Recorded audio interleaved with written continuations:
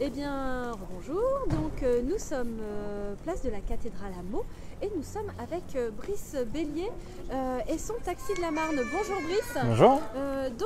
Brice, est-ce que tu peux nous parler un petit peu de ton taxi? Bien sûr, alors c'est un taxi, c'est le modèle Renault AG1. Celui-ci date de 1909.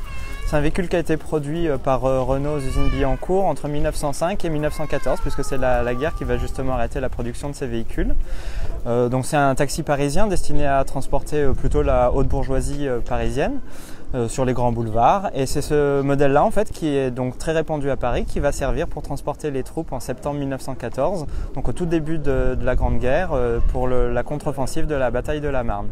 Donc c'est le général Gallieni qui réquisitionne les taxis et donc qui permettent le transport de 4 à 5 000 hommes pour cette première bataille de la Marne. Mais donc ce véhicule en fait était propriété de compagnies de taxis à Paris. Il y avait une centaine de compagnies, mais dont la plus importante était la Compagnie française des automobiles de place. Elle est toujours aujourd'hui connue, c'est la G7, et son nom en fait vient de l'immatriculation d'époque des véhicules. Et donc ce véhicule-ci a fait partie d'une commande de 1500 taxis en 1909, donc c'est pour donner l'idée de l'importance du nombre de véhicules par les compagnies. Et donc moi aujourd'hui en fait je porte l'uniforme des compagnies de taxi, donc c'est une tenue d'époque avec une veste authentique, les boutons sont estampillés, il y a encore le matricule du chauffeur à l'intérieur de la veste. Donc c'est une veste d'époque qu'on a pu mettre en valeur avec un pantalon reconstitué pour notamment rappeler par exemple les chauffeurs comme Étienne Germain. Étienne Germain, c'est un chauffeur qui est resté au service de l'armée, donc les jours qu'ont suivi la réquisition qui est bien connue du grand public.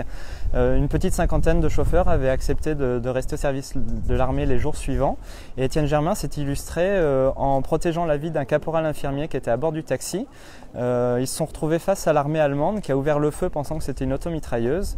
Et le chauffeur a fait acte de bravoure en fait en protégeant donc le caporal infirmier. Et c'est le taxi en fait qui a subi les dommages. Ils sont rentrés à Paris avec 32 impacts de balles dans la carrosserie, mais aucun blessé.